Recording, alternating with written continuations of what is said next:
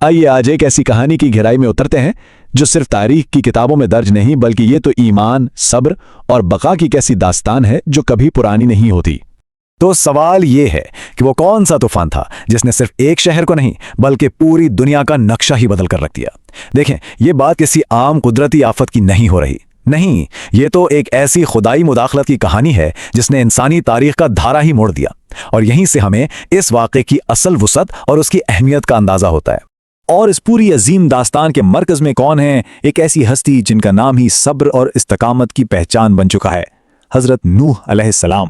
ان کی کہانی، یاد رکھیے گا، صرف ایک طوفان کے بارے میں نہیں ہے، نہیں، یہ تو ایک ایسی دعوت کی کہانی ہے جو 1-2 سال نہیں بلکہ صدیوں تک جاری رہی۔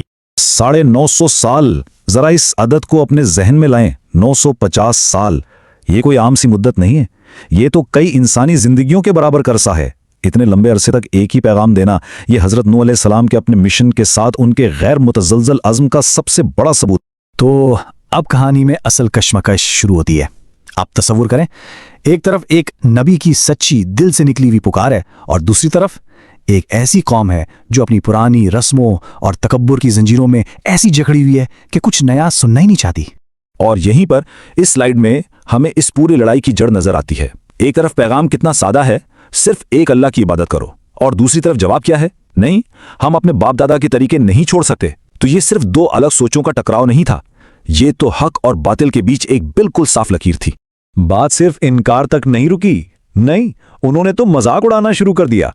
وہ کہتے تھے، ارے یہ تو ہم جیسا ہی ایک عام سا انسان ہے۔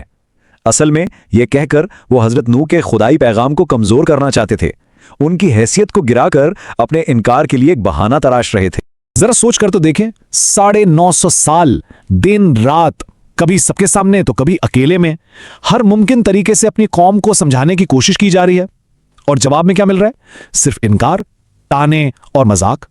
یہ حضرت نوح علیہ السلام کے لیے صبر کا کیسا ناقابل تصور امتحان ہوگا۔ اور یہی صبر وہ چٹان تھا جس پر ان کا ایمان کھڑا تھا۔ صدیوں تک مخالفت کی لہریں آتی رہیں، اس چٹان سے ٹکراتی رہیں، لیکن اسے ذرا بھی ہلا نہ سکے۔ تو جب بات سمجھانے کے، دعوت دینے کے سارے راستے بند ہو گئے، تب اللہ کی طرف سے ایک ایسا حکم آیا جو کسی کی سمجھ میں آنے والا نہیں تھا، جو دنیا کی ہر منطق سے بالا تر تھا۔ اور بس یہیں سے کہانی ایک بالکل نیا، ایک حیران کن موڑ لیتی ہے۔ اب ذرا منظر کو اپنے ذہن میں لائیں۔ ایک نبی جسے اس کی اپنی ہی قوم گمراہ سمجھتی ہے، وہ اب خشک زمین پر تپتی دھوپ میں ایک بہت بڑی کشتی بنا رہا ہے۔ جو بھی وہاں سے گزرتا ہے کہکے لگاتا ہے، مذاق اڑاتا ہے، لیکن وہ اپنے کام میں لگے ہوئے ہیں۔ کیوں؟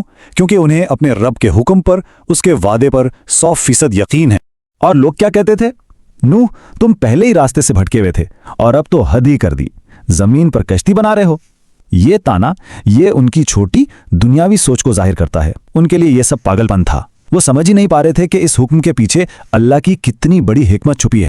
مگر ان کا ایمان بالکل پختہ تھا کہ اللہ کا حکم کبھی غلط ہو ہی نہیں سکتا، اور بس یہی تو ایمان کا اصل مقام ہے، جہاں انسان کی اپنی عقل اور منطق ختم ہو جاتی ہے اور صرف اللہ پر بھروسہ باقی رہ جاتا ہے۔ اور پھر صدیوں کا انتظار ختم ہوا۔ وہ بات، وہ پیشن گوئی جس کا لوگ مذاق اڑاتے تھے، اب ایک خوفناک حقیقت بننے والی تھی۔ پھر کیا ہوا؟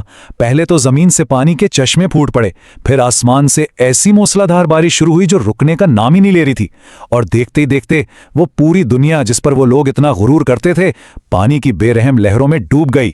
لیکن اس پوری دنیاوی تباہی کے بیچوں بیچ یہ عظیم کہانی ایک بہت ہی ذاتی، ایک دل کو چیر دینے والے موڑ پر آ جاتی ہے۔ یہ ایک باپ اور بیٹے کی کہانی ہے۔ باپ پکار رہا ہے، میرے بیٹے ہمارے ساتھ کشتی میں آ جاؤ، اور بیٹا کیا جواب دیتا ہے؟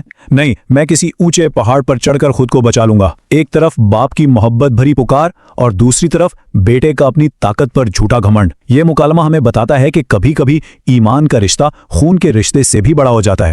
اور پھر ایک ہی لمحے میں ایک بہت بڑی لہر آئی اور باپ اور بیٹے کے بیچ ہمیشہ کے لیے حائل ہو گئی۔ شاید اس پوری داستان کا سب سے دردناک لمحہ ہے۔ اچھا، جب طوفان تھم گیا، پانی اتر گیا، تو پیچھے کیا رہ گیا؟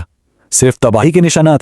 نہیں، پیچھے رہ گئے کچھ ایسے لازوال سبق جو آج بھی ہماری رہنمائی کرتے ہیں۔ تو اس پوری کہانی سے ہمیں سیکھنے کو کیا ملتا ہے؟ پہلی بات، صبر کبھی ضائع نہیں ہوتا۔ دوسری، بچانے والی چیز خاندانی پہچان نہیں بلکہ دل کا ایمان ہے۔ تیسری، ہمارا کام ہے سچی بات پہنچانا، نتیجہ تو اللہ کے ہاتھ میں ہے۔ اور آخری اور سب سے اہم بات، اللہ کا انصاف حتمی ہے اور ہمیشہ حق پر ہوتا ہے۔ تو دیکھیں، اس دور میں کشتی نے ایمان والوں کو پانی کے طوفان سے بچایا۔